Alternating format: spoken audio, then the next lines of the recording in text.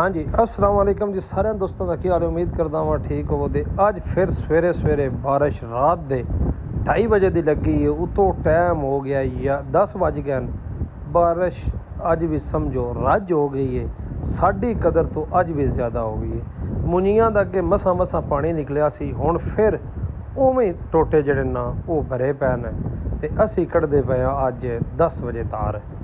आ वेखो जट किवें औखियां हो के पट्ठे पानी दे विचों लद्दे पै रेहड़ियां दे उत्ते। आ डेरा है तो 60 लावा बैठा है ते मुंजी इन्ना इन्नी को लाई है तुहाडी सोच तो भी ज़्यादा।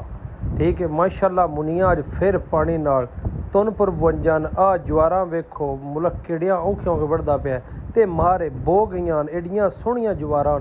आ वेंदे हो रावां दे उत्ते भी पानी चढ़ गया है। आ मोटरसाइकिल लगाने ते विचों दिल नहीं पिया करदा ते भावें विच ही ना मोटरसाइकिल लै जाए, की पता है पानी थोड़ा है या बाहला है। बहरहाल पानी रज स्कूटर मसां पर लगते हैं। उस तो बाद आ वेंदे हो पानी इंज ही लांदा पिया जिवें हैड मुराला तो पानी हैड खानकिन लांदा है। इंज पानी पानी मरियम नवाज नूं चाहिदा है।